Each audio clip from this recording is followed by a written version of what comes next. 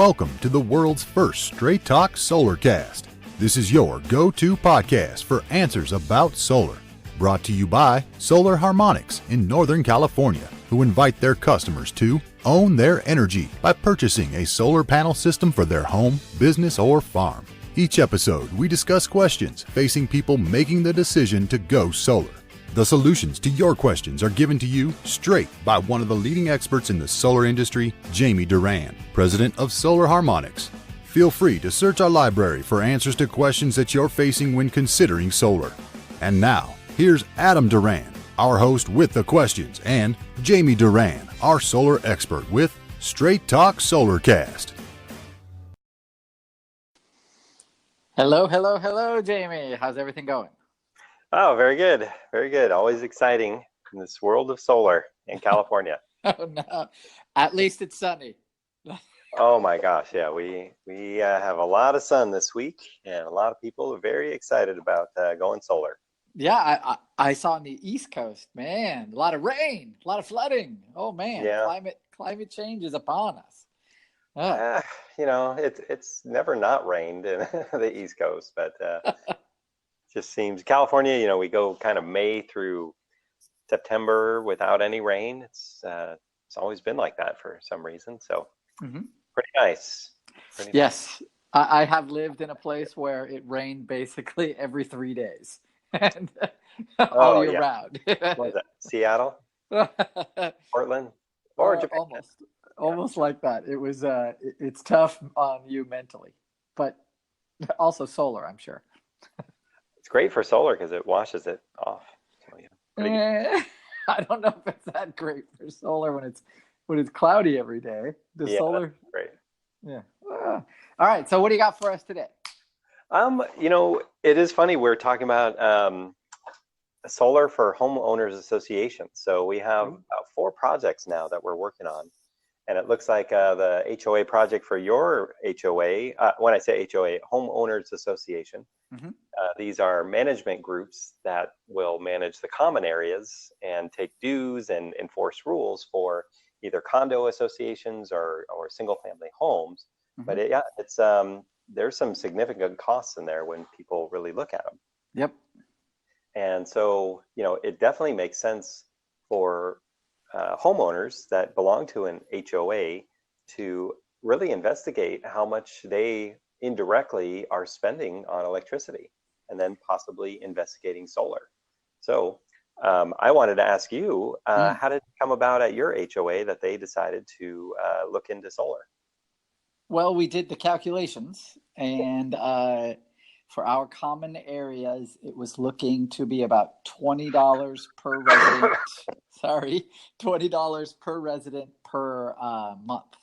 And that we were just, giving to PG&E for our common area electric our electricity. So instead of doing that, we had talked about it as a group for, I think about 2 years. Wow. And it was a very long and involved process because we wanted to make sure that we weren't going to make a misstep, that we were definitely we're working in our community's best interests. Yep. And so there are a lot of solar companies out there who do not, they just don't understand that. And so they try and give a lot of different information to make it as confusing as possible. So that doesn't do anyone any good when we're trying to make a decision and somebody has a question because one of the bidders put, some weird little detail in their proposal, or it was an involved process. I got to say, it was, and we're all volunteers. So. Well, I will say on the solar side, from the solar point of view, most solar companies despise working with homeowners associations. And, just kind of what you said is that it can take forever, and when I say forever, 3, 4, 5 years of back and forth to get a project going or get it approved is is step one, really. Mm. So step two is actually getting paid from the HOAs. They are notoriously very, very slow in payment. Aye. But good news is yours is starting next week, so that's very exciting. We'll see what it does. Because we have I look at it from our point of view, and that is we have so many stakeholders that everyone has an opinion, and everyone's opinion is either more solar or less solar. Everyone's had, we had a couple town meetings about it, and meetings. Yeah, and it seems like a lot of people have been burned, and so they're extremely distrustful. And I know when we changed all of our street lights to LED lights, I remember when we were talking about it, I was saying, they're saying we're going to have this big drop in our electric bill because we're going to be using a lot less electricity for these LED lights. But my point from you was the lights are only on during the least expensive PG&E hours already. So we're not going to see a whole big drastic cut in any of this. The only thing we're going to do is we're going to see the benefits of that, the LED streetlights, is come time to replace these things.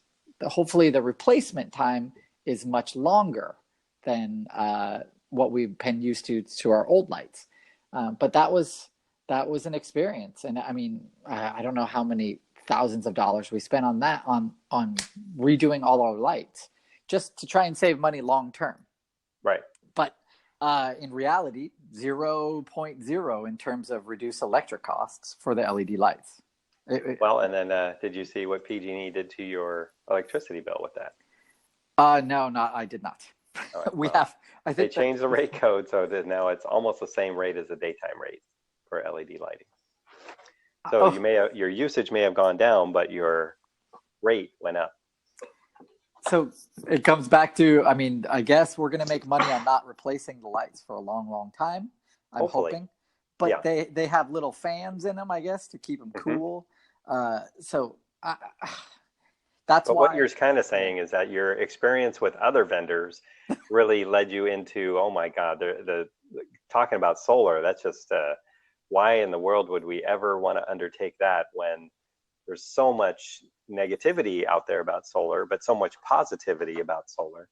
And we kind of talked about that in our last podcast with my solar industry doing a fantastic job of creating a lot of distrust. And once that solar panel system is put in, how long do you think it's going to take for the first comments, negative comments to the HOA are going to take?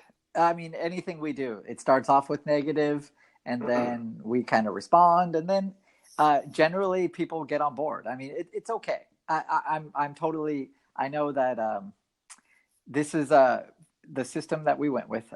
It's going to be a drop in the bucket to what we need, but it's better than giving that money to PG&E. That's my whole thing. Is that the money that we're paying for electricity, we're just looking at that. Okay, that just goes away.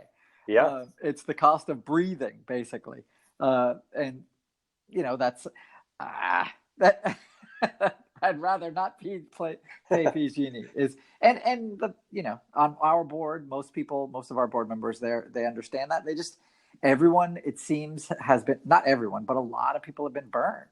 And so they look at the solar industry as just one big flim flam, and it's a tough hurdle to overcome, because you want to do good. No one likes just throwing money at PG&E, but if the horror stories that we've gone over in this podcast, and the ones that I've heard from other people with damaging roofs and equipment just stopping, and then the installers disappearing or not being responsive, or saying, okay, well, now it's going to cost another whatever. But and that combined with the power purchase agreements and leasing solar, that has not done. I think that has been really, really damaging to solar in California. because Yeah. it's so sad because those people they want to do good. We all want to do good, but we get taken advantage of by people who don't really care if they're doing good or not. They're just more interested in that short-term sale and then moving on. And that is sucks. true. Yeah. I do want to relay a different experience that we're having with another HOA in Walnut Creek, California, where they have a pretty good size electricity bill. But what their biggest cost is in pool heating. And so they spend about $3,000 a month to heat their pool from May to the end of September, so about 5 months. And so we are recommending that they replace or not replace, but we supplement their gas heater with an electric heat pump or a pool heater. Then we add solar panels, and then we add more solar panels to get rid of their common area maintenance. And I attended one of the HOA meetings that was open to the residents. It was pretty eye-opening for sure that people really have a negative, viewpoint of solar. And so at some point, I guess the president really had to stop one woman from almost wanting to leap over the table at me because she desperately wanted solar for her condo, but was told by many solar companies that she couldn't get it. And that's not true, but her $20 a month PG&E bill really wasn't going to justify adding panels. So, it's kind of those kind of things too. So, but we're moving forward. It looks great. The first question we ask now for an HOA is, has the board decided is there a resolution that they want to go solar? Because we spend a lot of time with proposals and everything. We don't get paid anything until the project really is approved and is on the roof. And so it's a pretty big time investment on our side. Yep. During the time when we can do one HOA project, we can probably do 200 residential projects. So most solar companies are really not interested in working with an HOA, kind of for the reasons that you said, is that there can be 6 people on the board and 5 of them are totally in favor of solar, and then there's one who had a terrible experience and says no way and makes it impossible for the other 5. So it was an interesting experience, but yeah, HOAs. If I was in an HOA, and hey, I am in an HOA now, and the HOA of our areas are about $800 a month. So definitely good idea to go solar. It's just where in the heck could we put the panels? So we have some ideas. Even if we did a shade structure for it, it could work out. But anyway, so it's definitely a growing market, and so we're going to work on trying to get it more efficient. So see how it goes. If I'm in an HOA, what's my first step? So to going solar, I'm like, okay, I look out and I see that fountain and I know it doesn't run on fairy juice. And I know it runs during the day, which after listening to you, that's when PG&E goes cha-ching, cha-ching, cha-ching. 50 cents a kilowatt hour. And so that's their one-arm bandit for PG&E. So what's the first step? If I'm in an HOA, what's the first step? Sorry, I'm a little cold this week. The first thing, if you're a resident, is to ask the board, if you know it, you can email the board or the management company, has our HOA considered going solar? And depending on the answer, you can say, well, we should definitely look into it if our electricity bill is greater than $100 a month. The second thing is we need a place to put the solar panels. So kind of where the PG&E and the fountains, fairy dust, we can't just put them on a turtle's back. And, we need somewhere where we can place these panels, either on the roof or a parking structure, or on the ground. It just has to have there can't be shaded as well. So we've talked with a couple of HOAs that say, no way, no how are they going to touch their trees, but the roof where they want to put the panels is 100% shaded, and there's nothing we can do. We let them know it's a huge fire issue. It's going to affect their insurance, and it's a rodent superhighway. But they love the trees. I love trees too, just not over building structures. So, anyway, so yeah, those 2 things. Have we looked into going solar? If not, why not? And then, is there a place where solar panels can be placed that everyone can agree on? And so, if we can get those 2, then it's pretty simple, straightforward from there. And then we kind of approach it and talk about it, and then we move forward. We do work with a company that will finance the system and almost no fees. So it's a 10-year loan. So after 10 years, they could be owning the entire system, and they can potentially, depending on the HOA's accountant, if the people are owners of the property, so condo owners or homeowners, they would be eligible for the 30% tax credit, a share of that tax credit. So cool. it's a nice benefit. But the person on the board, who is our point of contact, is going to be putting in a ton of hours, because they are going to be the main, sounding board for everyone's questions, concerns, and as you said, it's a lot of people who have been burned, who have heard horror stories and so forth and so on. But in the end, it will make a lot of financial sense.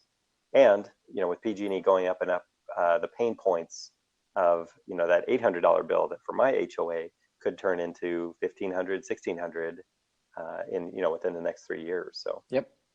I would add one more thing to that. All right. And I'm not sure if this is a service you do. What allowed us as a board to narrow down the bids was we had an RFP. So it's a request for bid. And that was put together.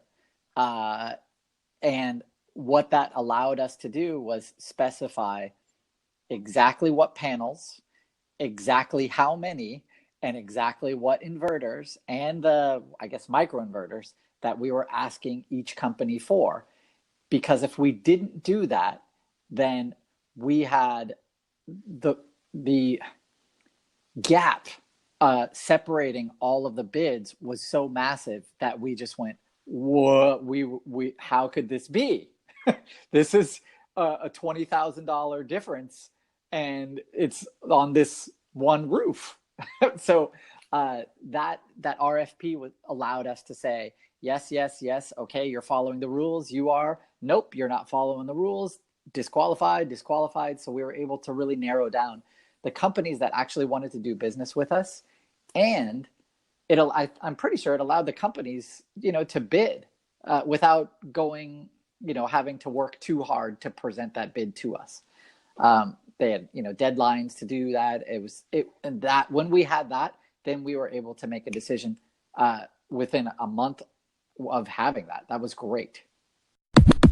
The management company went through and solicited bids from, it seemed like every solar company in Northern California. So yep. Yes, that was we were exciting. Very excited that we got picked for it. So that's very good. I didn't. So yeah. Sorry to sorry to put you through this nightmare again, but I thought I had the whole that was 3 years of my life. Great. For stage one. Yeah, and you probably need another 10 stages.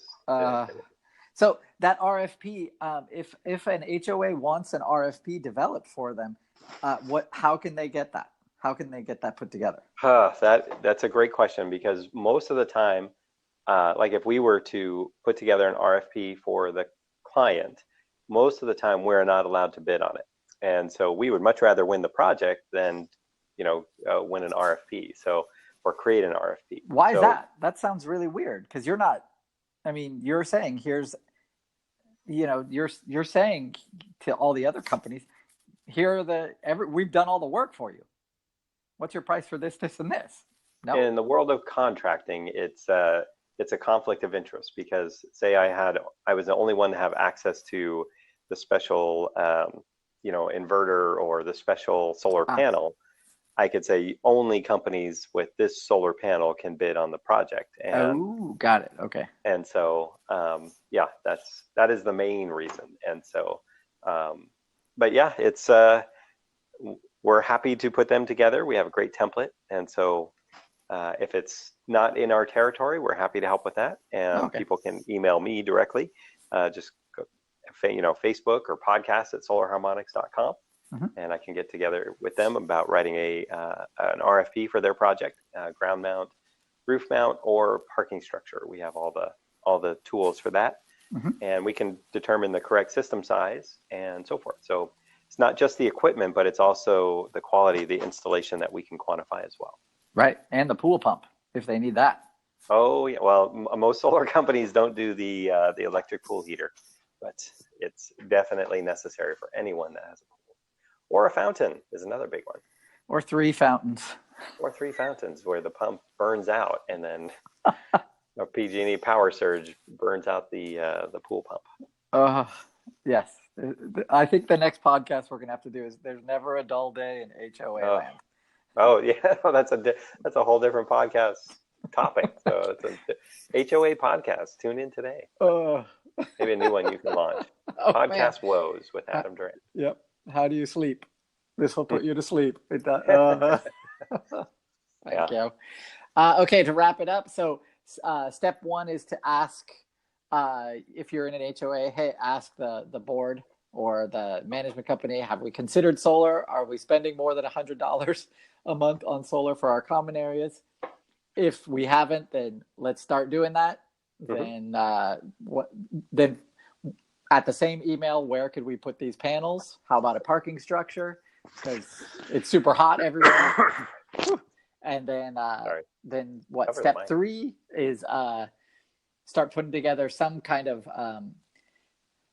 guidelines that are used for soliciting bids from companies. You can't just ask one company. I mean, you can ask all of the companies to come out and do a site inspection or whatever, but they will, and they do. And then get ready for the avalanche of phone calls, text messages, emails.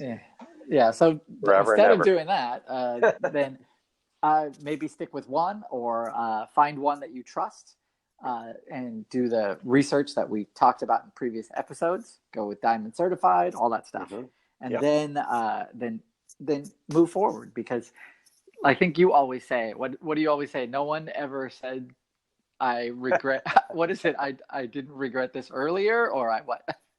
I don't know why I didn't do this sooner. But on the HOA side, it's no one ever got fired for staying with PG&E. So.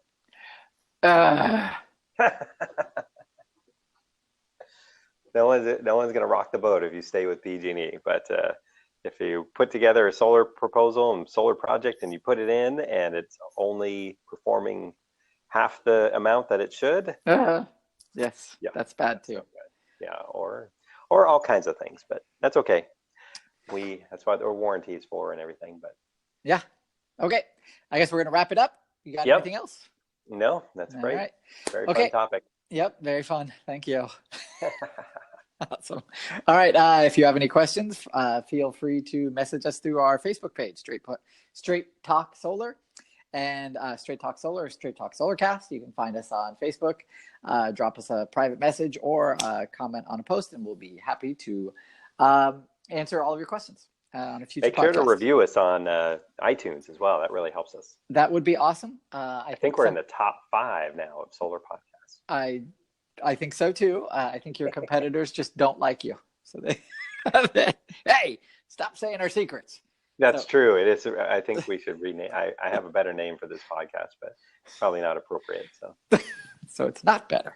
All right. Well, it would definitely get a lot more people looking at it for sure. Okay. So if you have a great new name for our podcast, you're welcome. Maybe we'll do a poll on Facebook. All right. Okay. That's all for now. See you soon. All right. Have a great week.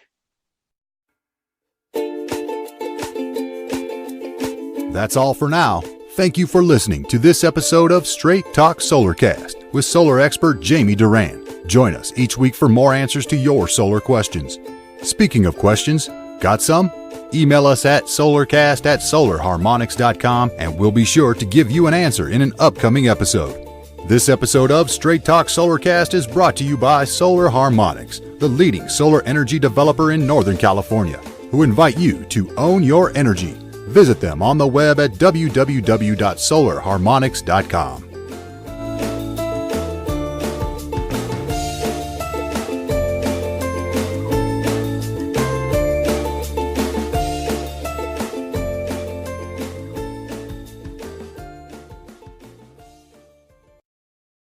The podcast you just heard was made using Anchor. Ever thought about making your own podcast? Anchor makes it really easy for anyone to get started. It's a one-stop shop for recording, hosting, and distributing podcasts. Best of all, it's 100% free. Sign up now at anchor.fm/new. That's anchor.fm/new to get started.